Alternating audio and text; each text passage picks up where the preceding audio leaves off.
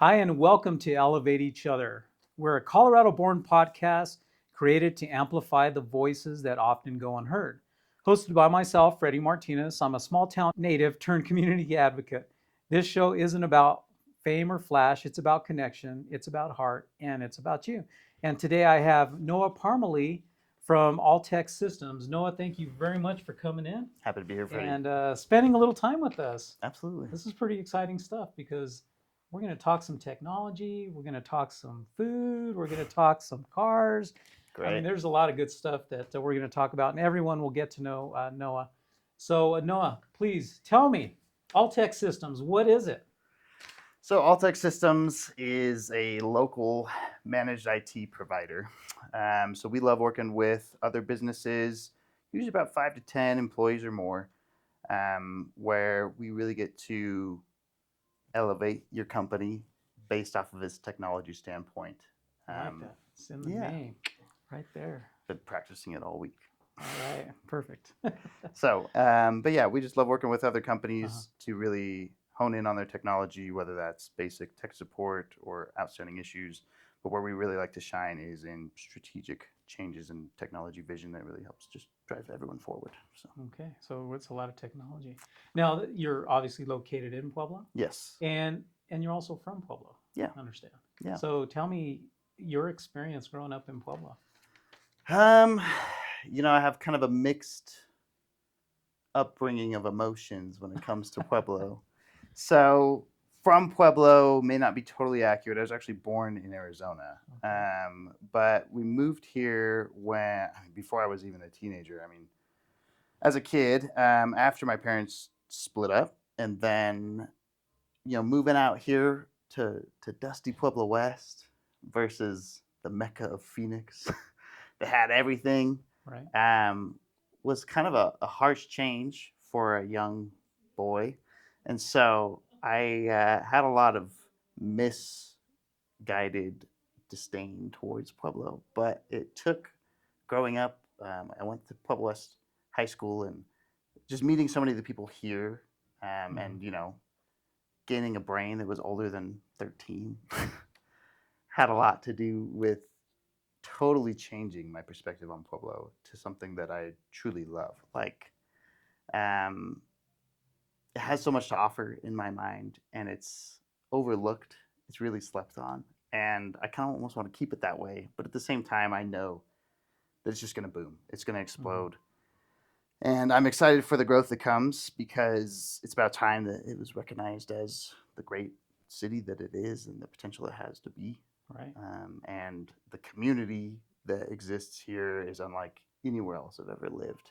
And the connections that you're able to make with people truly end up being lifetime and very valuable. And that's really what, that's the cherry on top of everything else Pueblo has to Right. offer. So it was almost a seamless transition when you went out of state and you came back and you kind of rediscovered Pueblo. Correct. Yeah. And what Freddie's referring to is, after I graduated high school, I moved away for a couple years.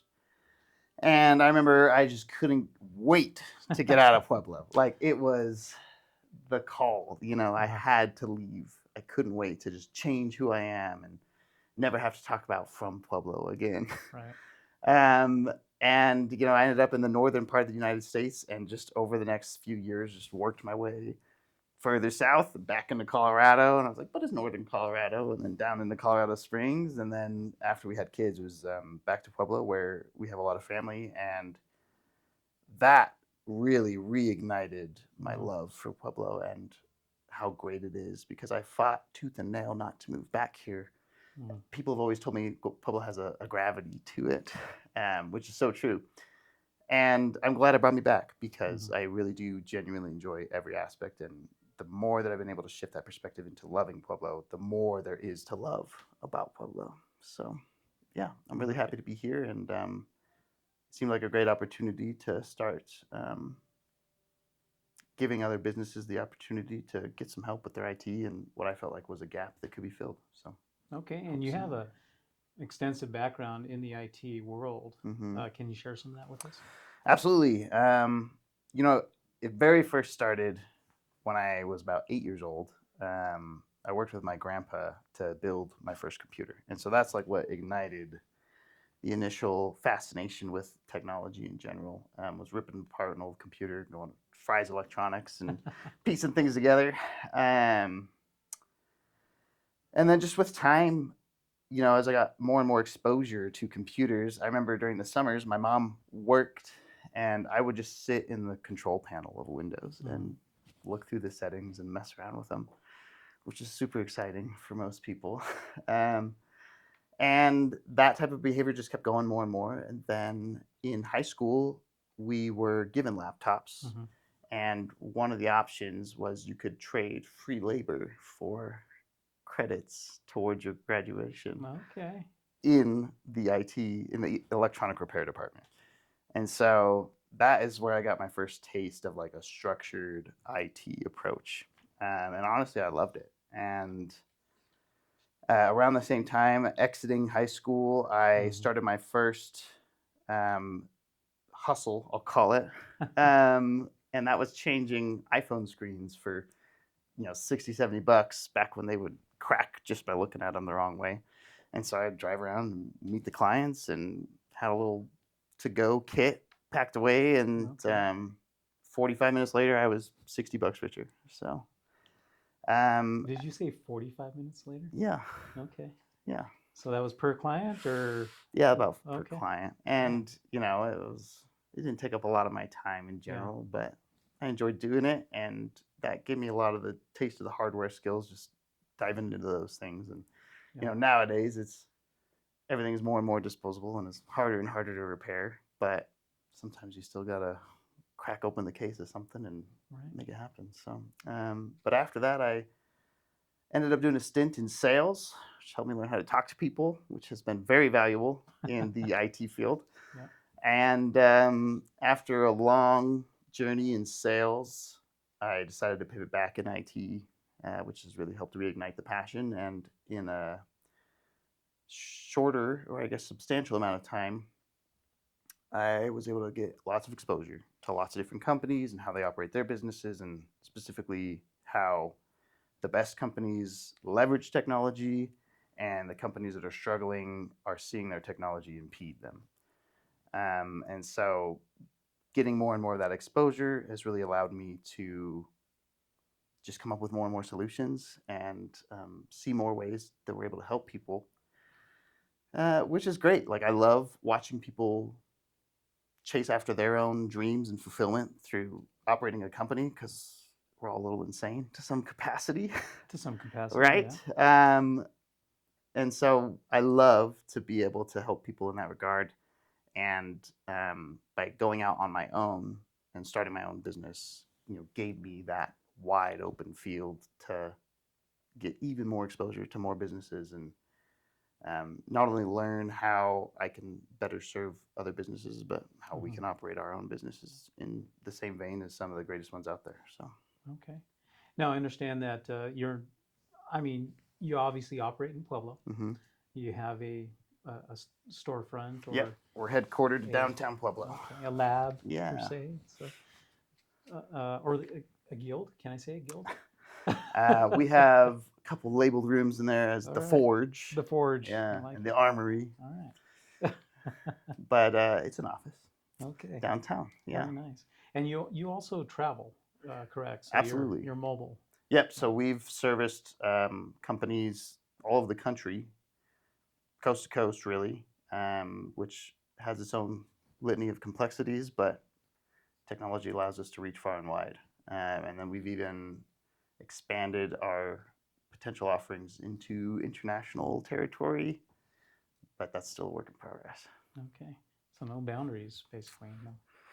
No, not until people reach Mars or the moon, I suppose. Well, you never know. Yeah. And so we often talk because we've talked about it before, but I've referenced it as delicious technology.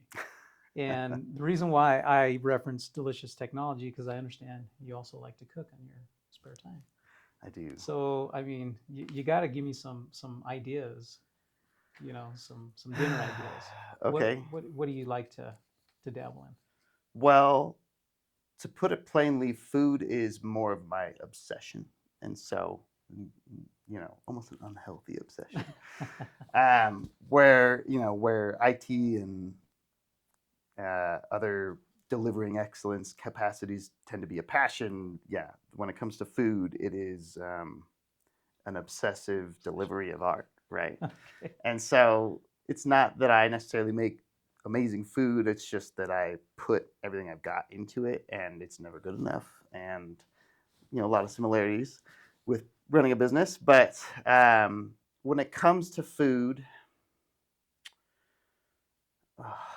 that's rough. I mean, there's so many people who don't season their meat. But I would say one of the best things that has changed um, my end result when it comes to meat is doing a dry marinade. So make sure you take kosher salt all over your meat, and let it sit for 30, 40 minutes. Pat it dry first, and then gently press the salt into the meat. But it helps relax the fibers that are essentially the muscle of the meat, so that by the time you are ready to grill, you throw on the rest of your seasonings, and don't forget them. You get a very beautiful sear and a very delicious and juicy flavored meat. A lot of people undersalt their food. Interesting. Yeah. Take notes, everyone. So, aside from the cooking aspect of it, too, also understand that you also have driven some really nice cars. Cars is another one of those obsessive passions that, yeah, I mean, to me, that's another remarkable work of art in the form of engineering. And yes, like I've had the opportunity to drive some pretty fun cars, a few Lamborghinis and a Porsche. And I have owned a few vehicles that I'll say I've never really been able to comfortably afford, ranging from Audis and Jaguars and a few others. But yeah, I mean, to me, that's a guaranteed way to put at least 2 smiles on my face every day is when I get to start the car, whether it's going to work or coming home. And then if I'm lucky enough to catch, the front of a line at the green light or an on ramp, then there's another guaranteed couple smiles per gallon right there. All So, right. yeah. The needles go opposite directions, pretty much. Pretty much. Very nice. So coming back to the technology side of it, and it changes so rapidly. So can you share with us some of the ways that technology is changing rapidly, and where you come in and help people understand, and maybe help them leverage that technology? Yeah. And so, I mean, that's a tough space to be in right now because obviously the biggest buzzword is AI. And I'll be the first to say that, AI is here to stay. I don't think anyone's considering that it's not going to stick around. Right. But there is so much pool for your attention in that area that it's hard to ignore, and it's hard to know what's right and what to look for. And with AI being such a hot topic, it kind of looms over and shadows a lot of the foundational components of IT that are especially important for business. Because if you don't have the frameworks in place to even just run a secure network at your business that doesn't let your guests' traffic talk to your internal traffic, those types of things, minor but significant, then AI is so far ahead of where you'll be able to leverage your ceiling at. Wow. Yeah. So if I'm a brand new business and I have questions on AI because there's so much information and misinformation Yeah. out there, um, I mean, what are some of the ways that you help walk some of the new business owners out there? Because it's such a competitive market to begin with out there. How do you help them navigate those waters? Yes. So we have lots of suggestions in terms of where to strategically implement AI. And, to be clear, like we don't sell AI itself in any regard. We just really like to be strategic about what AI tools we put in which capacities. And right now, we're seeing more and more clientele have a little disdain for interacting with AI in place of normally human-based, interactions.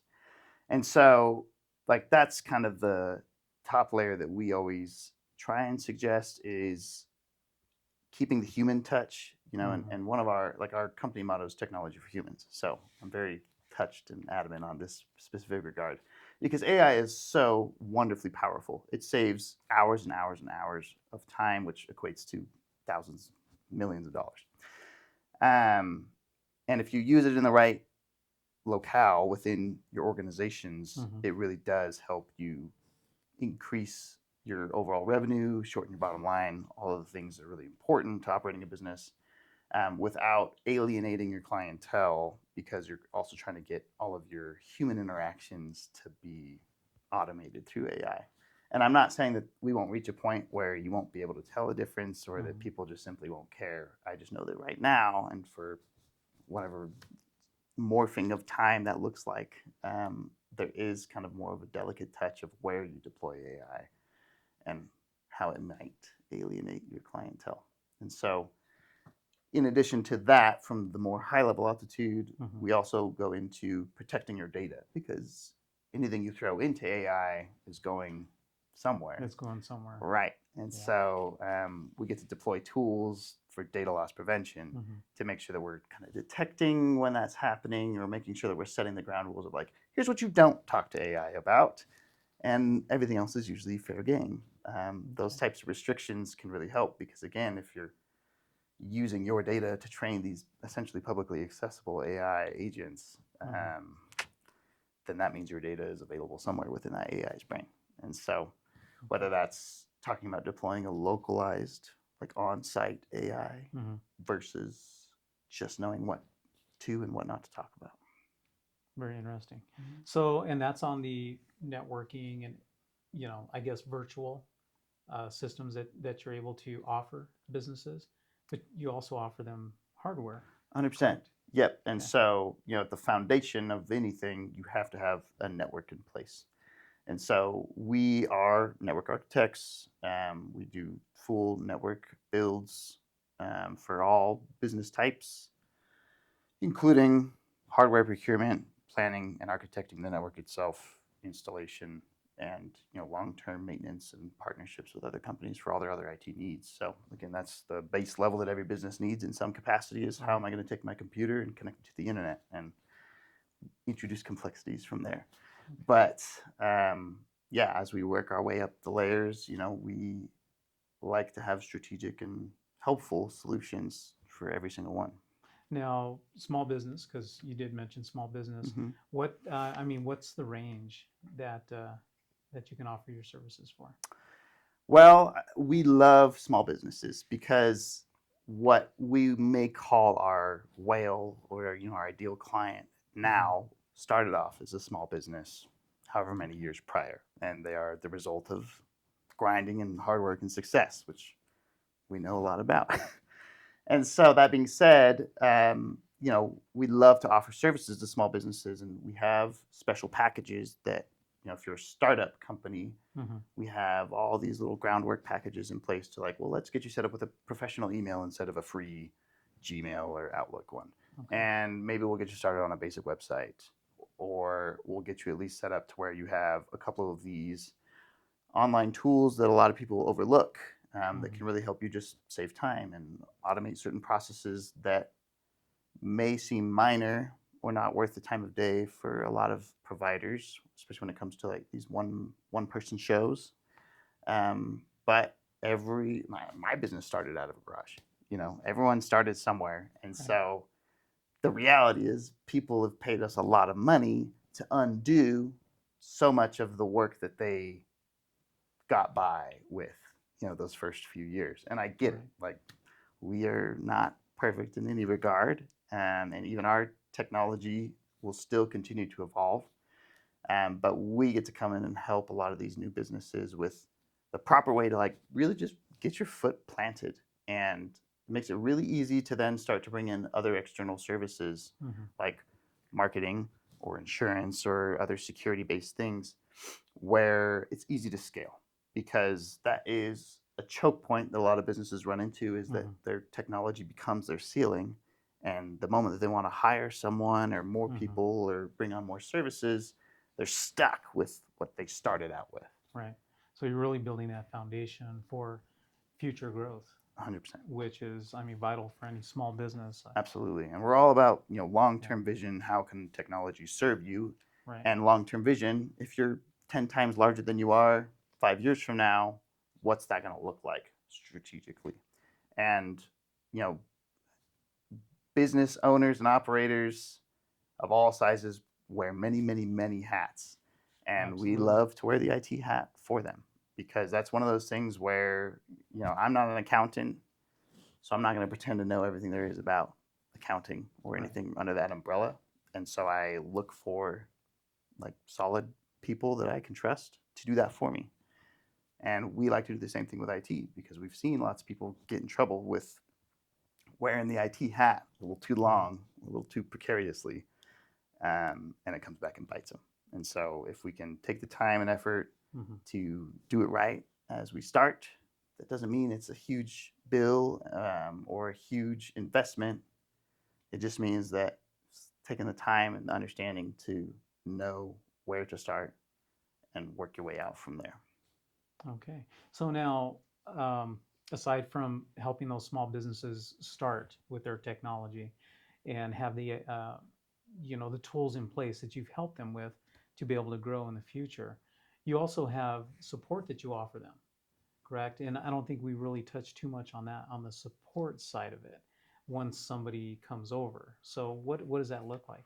Yeah, so we have lots of different services, but one of the Mm-hmm. ones that we actively work on probably most frequently is our ongoing technical support. And so, we're looking for partnerships with businesses long term. We don't like to be the one and done type of deal. Every business needs IT in some capacity at some point, Right. and as soon as they need it, they will continue to need it now and forever. And Okay. so, if we get to plant the seeds and nurture that relationship from the beginning, then we get to continue to help you grow Mm-hmm. and you continue to help us grow. Essentially, by growing your team, you obviously increase our demand for what your business might need. And so, yes, like we love to set up long term Mm-hmm. partnerships that look like your IT people. We are your team. Um, you get to call us when things go wrong, whether that's months after you've talked to us, Mm-hmm. or you just talked to us yesterday and you can call us again tomorrow. We love to provide that personalized level of service.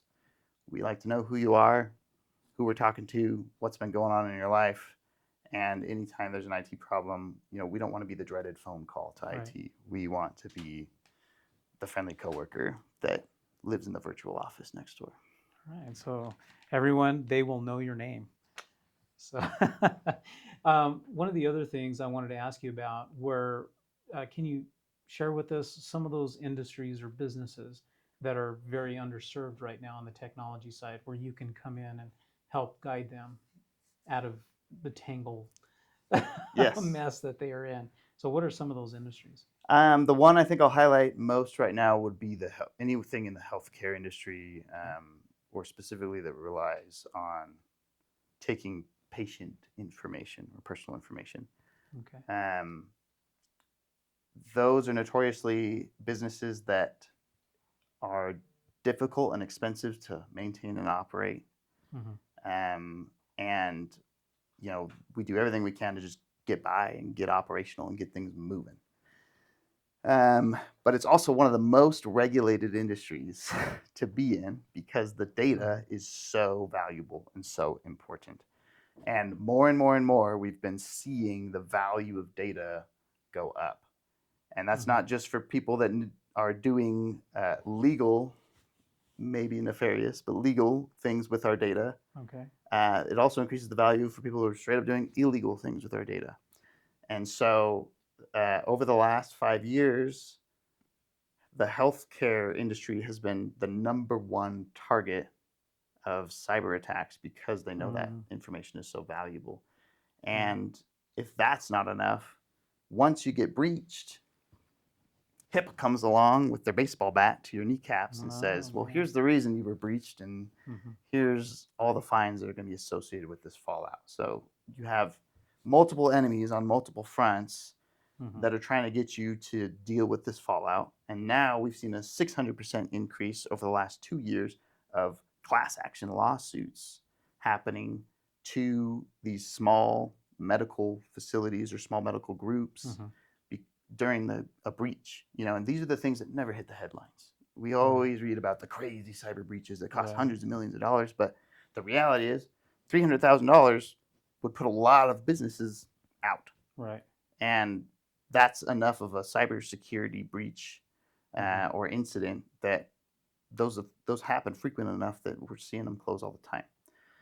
So, I hate being the fear monger in that regard, but Mhm. that's the reality, is that if you're not following these compliance rules, Right. it will come back and bite you.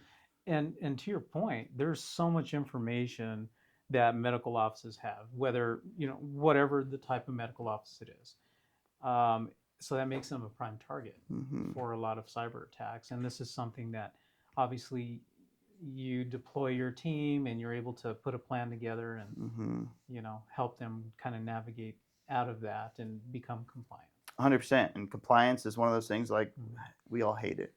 Nobody loves compliance. Even the compliance managers I know, just because it's their job doesn't mean that they love dealing with it. But it's always there. Right. And the reality is, if you ignore it, the worse it is for you when it really comes back. And so we like to work with people and plan out what this compliance strategy looks like, because it definitely does not happen overnight or in a week or in a month. Compliance is a lifestyle, very similar to cybersecurity. It's a culture, right? You'll never reach, I am fully cyber secure. Right. You just got to maintain that mentality the whole time.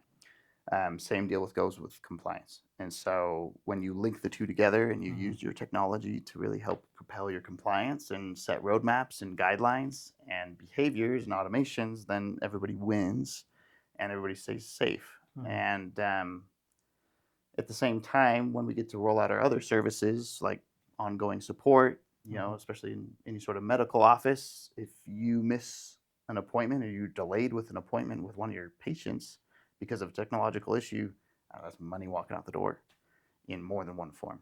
Right. And so we also love to be that strategic, quick response to making sure that we can get you up and running and operational. And how do we make sure that this never happens again? Or how do we make sure that we're avoiding all these common issues that we see with a lot of these medical practices? And the good news about all of this is that a small business owner who's just getting started, or maybe they've been in business for a long time, but haven't revisited the technology side of things to Mm-hmm. protect the information, they don't have to know all there is to know about that.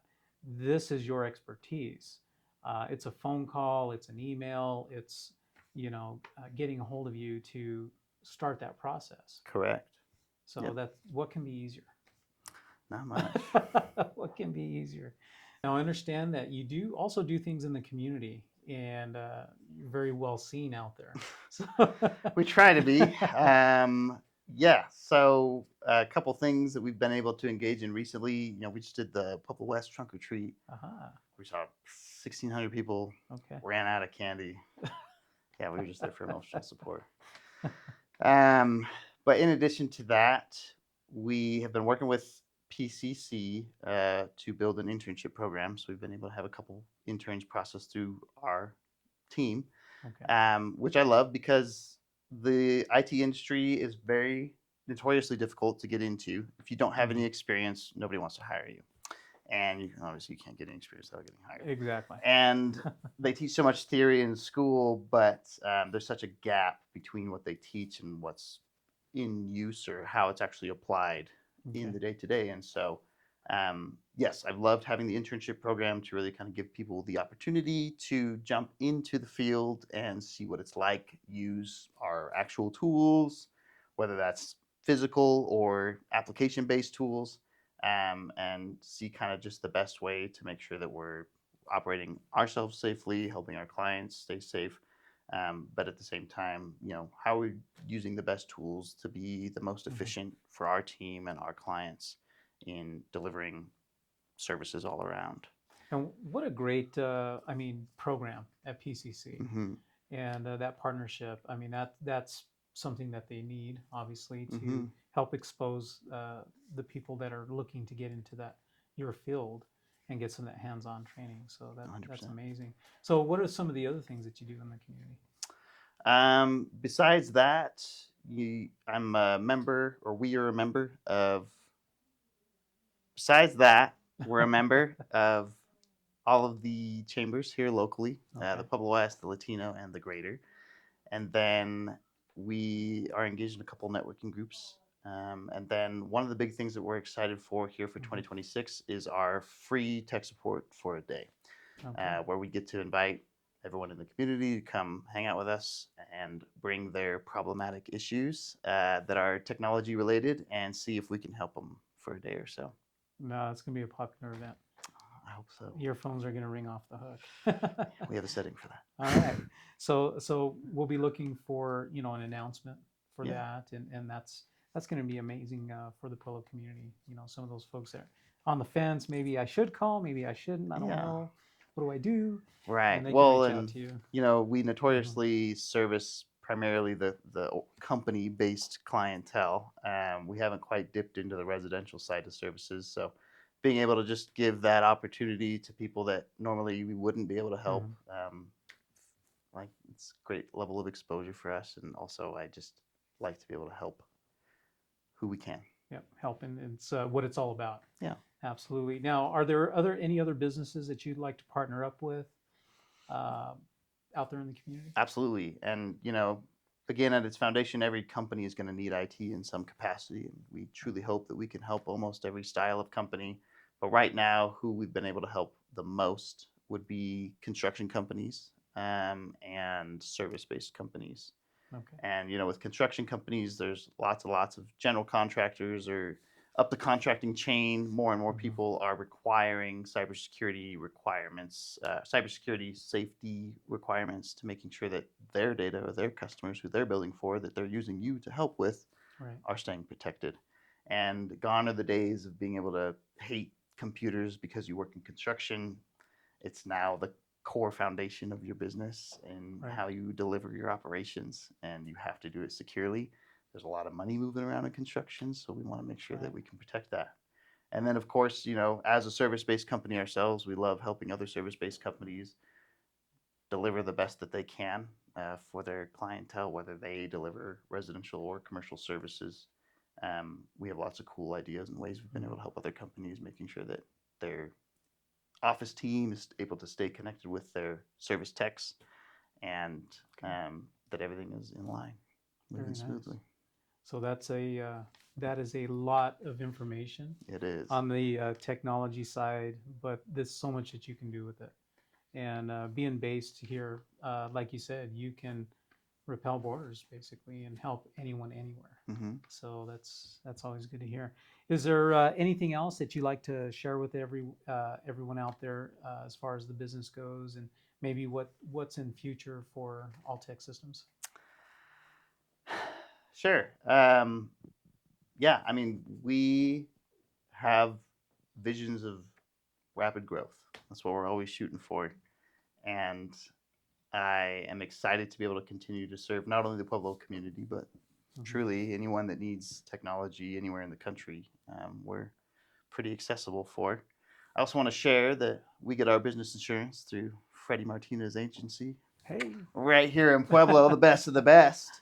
And, Freddie, I just want to say thanks for having us and for hosting this podcast in general. I love seeing how you're engaging with members of the community. And again, Pueblo is so relationship based, and I love being able to feel like I get to learn about some of the people that I know about, but Mhm. haven't yet had the opportunity to sit and chat with. So thank you I again appreciate that for very taking your much. time and effort and your efforts and energy to connecting us and elevating each other. Thank you. And that's the whole premise of the podcast is to elevate businesses out in the community, get their voices heard about what they do, how they contribute, and how they can make a difference out there. So thank you very much for joining us. And just to let everyone know, Alltech Systems is based here in Pueblo. And there are several ways that you can reach out to them. You can reach out to them by email.